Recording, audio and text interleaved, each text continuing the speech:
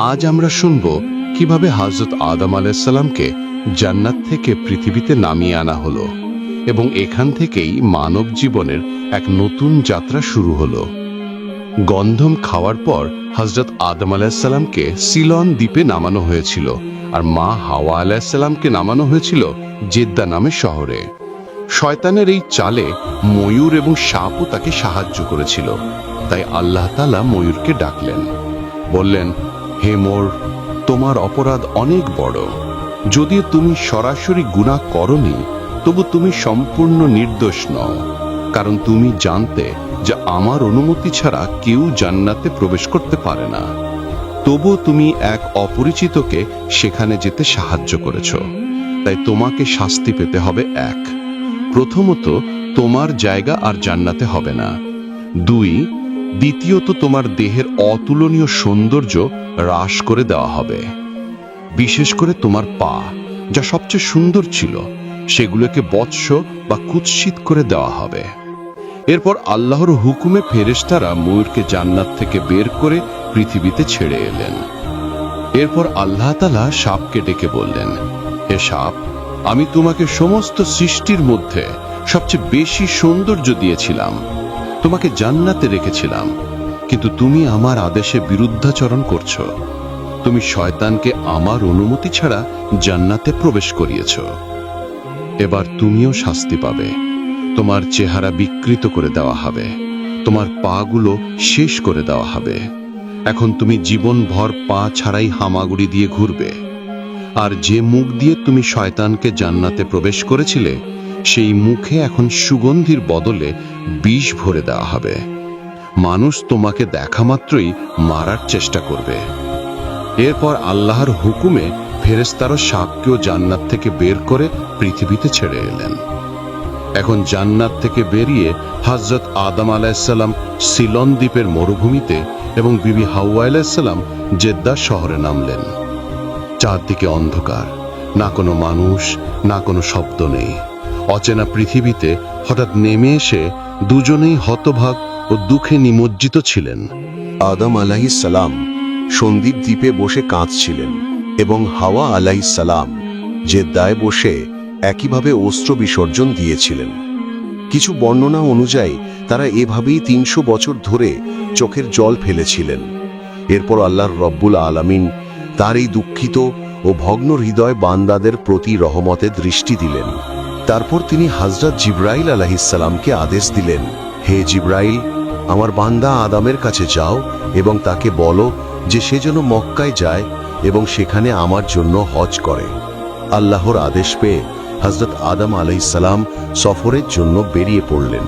মুফাসসিরগণ লিখেছেন, যখন আদম আলাইহিস সালাম সন্দীপ দ্বীপ থেকে মক্কার দিকে হাঁটতে শুরু করলেন, তখন আল্লাহ তাআলা তার জন্য জমিনকে এতটাই নিকটবর্তী করে দিলেন যে মাত্র ৩০ কদমে তিনি মক্কা শরীফে পৌঁছে গেলেন।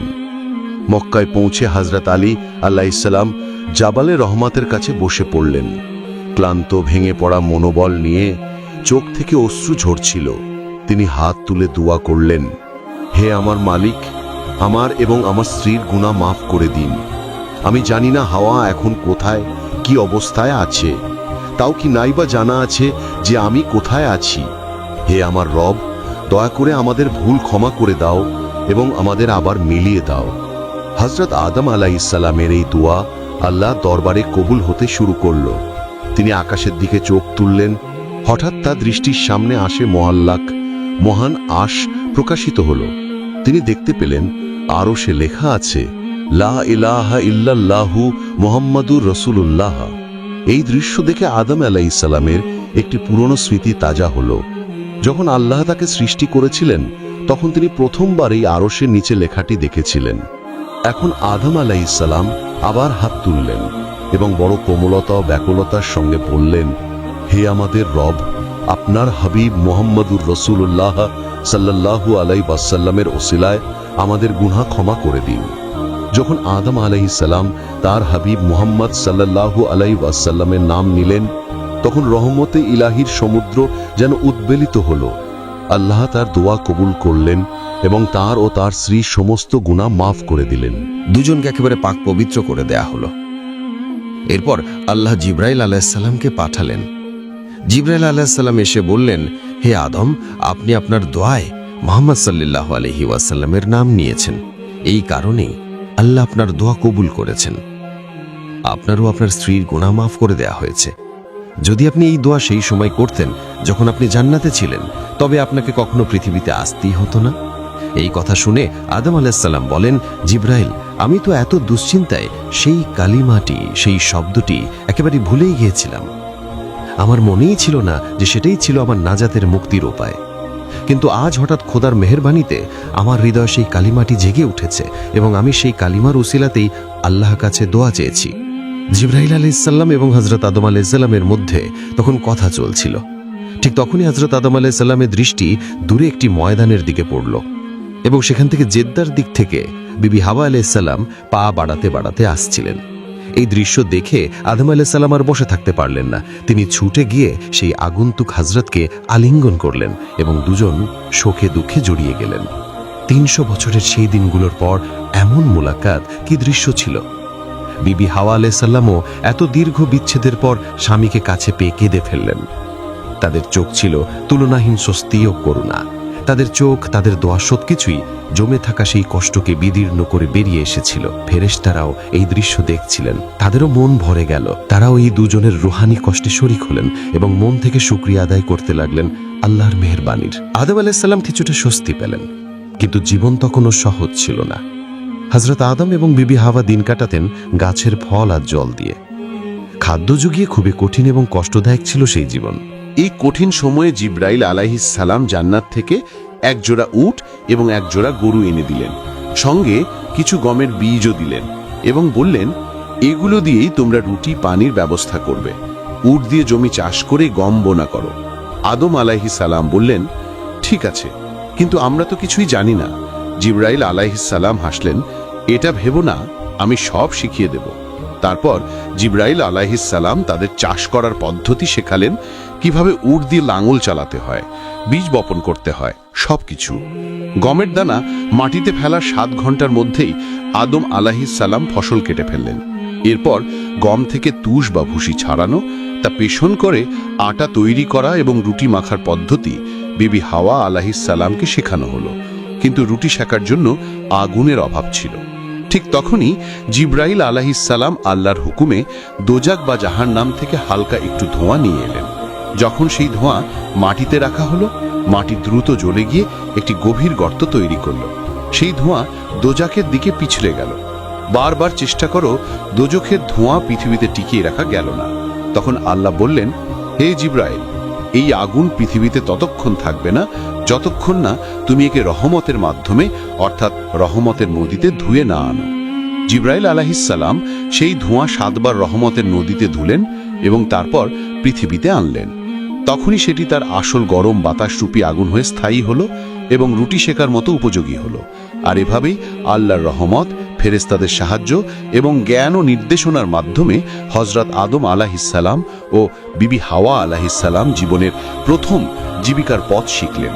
এটি সেই পথ যে পথে মানুষের যাত্রা এগিয়ে চলল। বিপদ মুসিবত, এরপর রহমতের পর, এবং অন্যদিকে শয়তান পৃথিবীতে হযরত আদম আলাইহিসসালামকে দ্বিতীয়বারও কোনোভাবে ক্ষতিগ্রস্ত করতে সফল হতে পারল না। বরং যখনই সে হযরত আদম আলাইহিসসালামকে ধোঁকা দেওয়ার চেষ্টা করেছে, তখনই সে নিজেই বারবার মুশকিল পড়েছে। অবশেষে আল্লাহ তাআলা হযরত আদম ও বিবি হাওয়া আলাইহিসসালামকে নির্দেশ দিলেন যে তারা যেন এখন শান্তি ও সুস্থিতির সঙ্গে পৃথিবীতে বসবাস করেন। দুজন আল্লাহর আদেশ অনুযায়ী সেখানে থাকা শুরু করলেন এবং সেখান থেকেই তাদের সন্তানের ধারা শুরু হলো। আল্লাহ তাআলার কুদরতের এই বিধান ছিল যে বিবি হাওয়া একবারে 2টি সন্তান জন্ম দিতেন, একটি পুত্র এবং একটি কন্যা।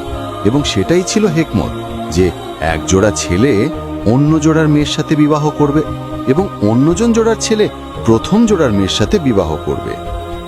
যে প্রথম জোড়াটি জন্মালো সেই ছেলের নাম ছিল কাবিল এবং মেয়ের নাম ছিল আকলিমা। আকলিমা ছিল অত্যন্ত সুন্দরী এবং রূপবতী। এরপর দ্বিতীয় জোড়ায় ছেলে হলো হাবিল এবং মেয়ে সাজ্জা। সাজ্জা আকলিমার মতো ততটা সুদর্শন ছিল না। এভাবে বিবি হাওয়া আলাইহিসসালাম প্রতি বছর একটি করে জোড়া জন্ম দিতে লাগলেন। আর ইতিহাসে পাওয়া যায় যে হযরত আদম আলাইহিসসালাম এবং বিবি হাওয়ার 180 জোড়া সন্তান জন্মগ্রহণ করেছিল। যখন প্রথম 2 জোড়া বড় হলো, তখন আল্লাহ তাআলার পক্ষ থেকে হুকুম আদেশ এলো যে তাদের বিবাহ সম্পন্ন করতে হবে।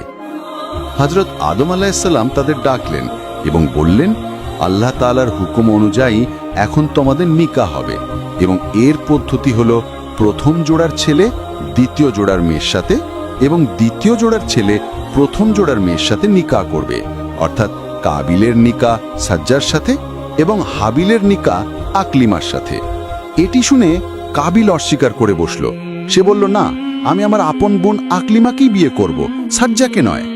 হযরত আদম আলাইহিস সালাম বললেন, এটা আল্লাহ তাআলার হুকুম, সহোদর ভাই বোন একে অপরের সাথে বিবাহ করতে পারে না, তুমি আকলিমাকে বিবাহ করতে পারো না। কিন্তু কাবিল জেদ করতে লাগলো।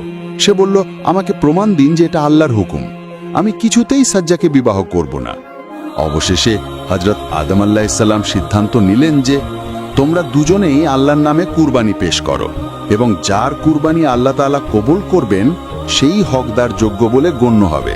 সেই সময় কুরবানি আজকের মতো হতো না। সেই যুগে যখন কোনো জিনিস কুরবানি করা হতো, তখন আকাশ থেকে আগুন নেমে আসতো এবং সেই কুরবানিকে জ্বালিয়ে দিত। এটাই ছিল নিশানে, মানে লক্ষণ যে আল্লাহ সেই কুরবানি কবুল করেছেন।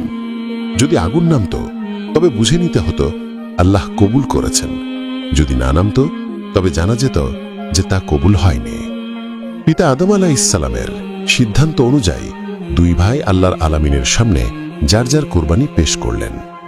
হাবিল একটি সুন্দর মোটাসোটা দুম্বা কোরবানি করলেন।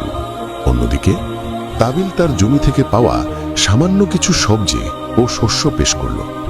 সেই সময় সবজি ও শস্য কোরবানির জন্য পেশ করা যেত, কিন্তু পার্থক্য ছিল এই যে হাবিল আন্তরিকতার সাথে, সত্যিকারের ঈমানের সাথে তার সবচেয়ে ভালো জিনিসটি দান করেছিল, আর কাবিল নাফসের কাছে হেরে গিয়ে নিকৃষ্ট ও বাজে জিনিসগুলো পেশ করেছিল।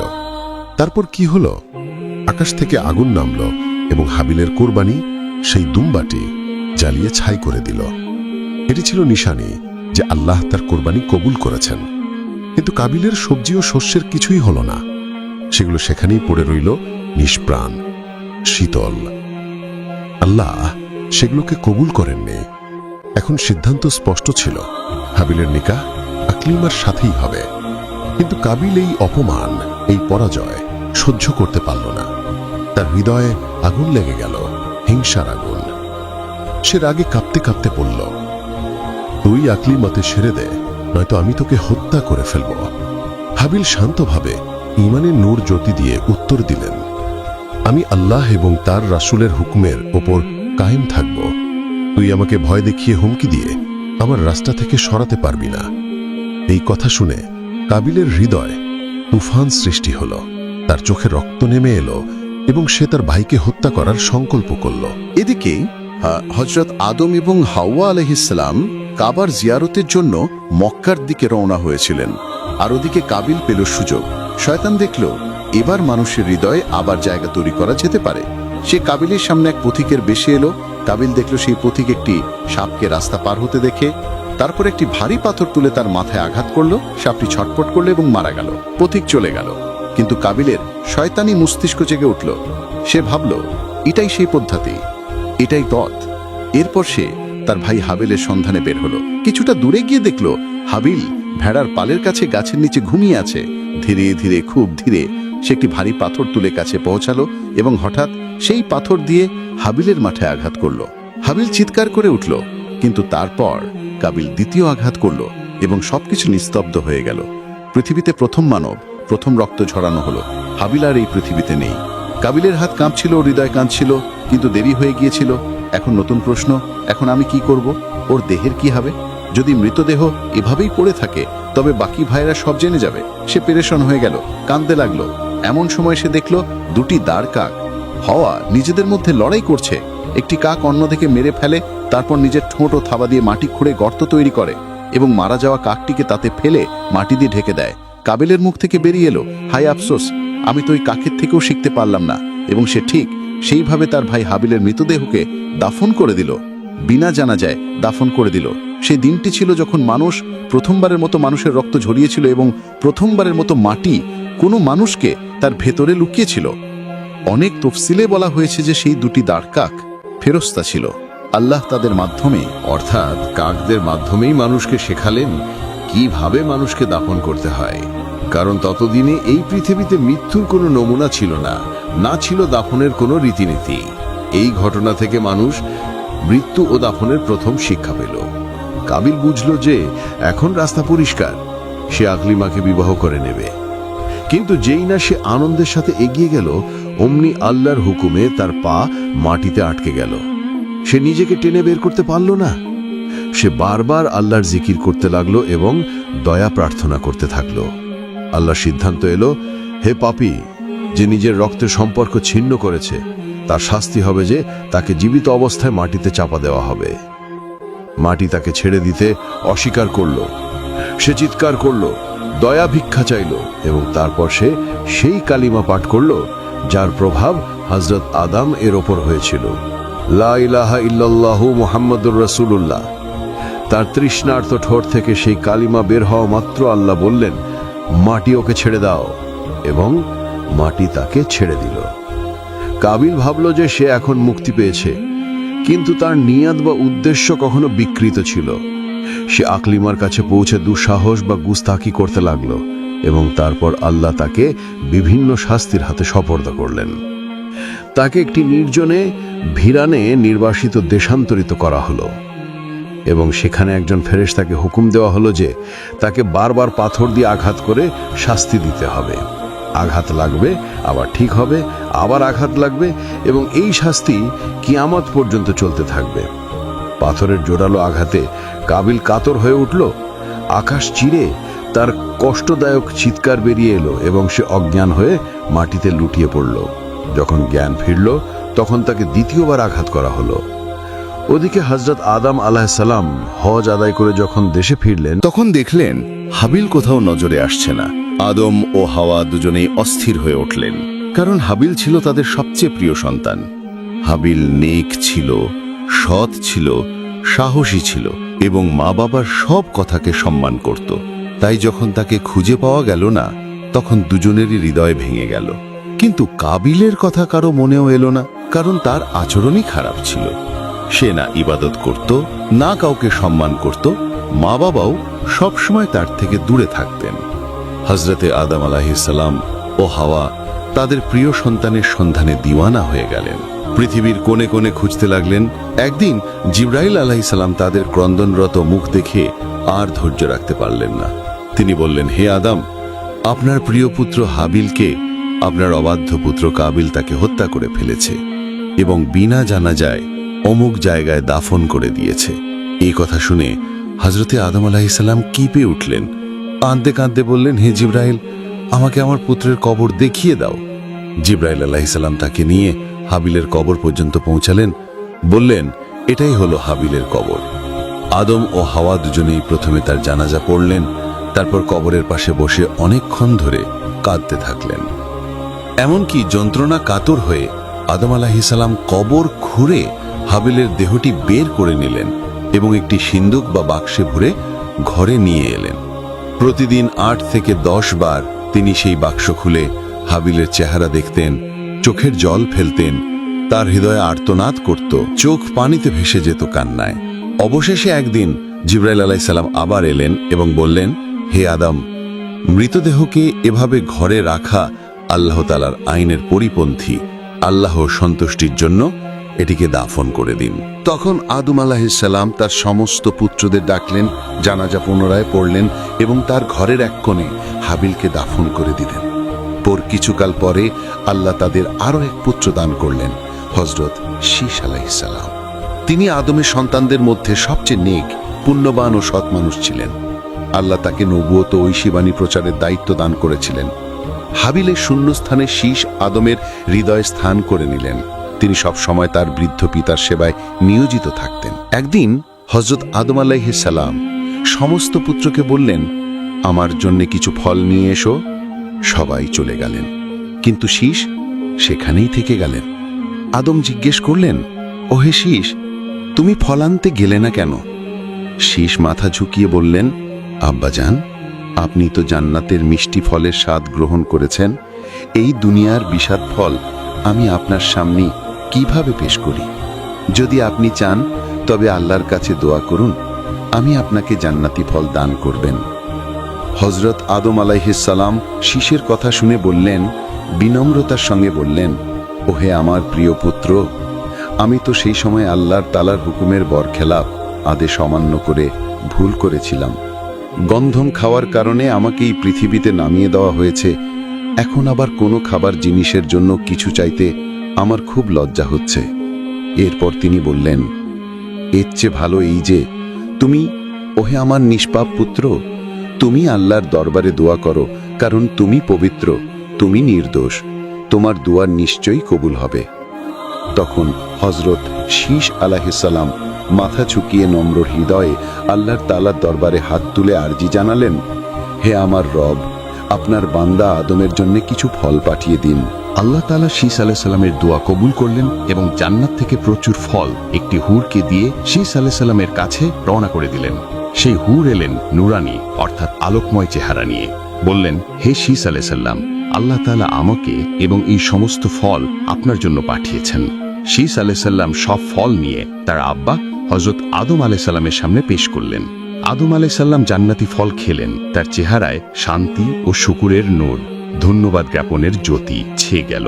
এরপর তিনি শীষ আলাইহিস সালামের নিকাহ সেই জান্নাতের হুরটির সাথে দিয়ে দিলেন এবং হুরকে বললেন, ওহে আমার কন্যা, এবার তুমি আবার জান্নাতে ফিরে যাও, কারণ এই পৃথিবী তোমার উপযোগী নয়। একদিন জান্নাতি তোমার সাথে শীষের সাক্ষাৎ হবে, পৃথিবীতে নয়। হুর আদম আলাইহিস সালামকে সালাম করলেন, আসসালামু আলাইকুম, এবং নূরের মতো অদৃশ্য হয়ে গেলেন। হযরত আদম আলাইহিস সালাম প্রায় 1200 বছর পর্যন্ত জীবিত ছিলেন। এই সময়ে তার 350-এরও বেশি সন্তানাদি হয়েছিল। তিনি তার সমস্ত পুত্র কন্যাকে দুনিয়া ও আখেরাতের উভয়েরই শিক্ষা দিয়েছিলেন। শুধুমাত্র কাবিল ছিল যে পথভ্রষ্ট হয়েছিল, বাকি সবাই ঈমানদার ছিলেন।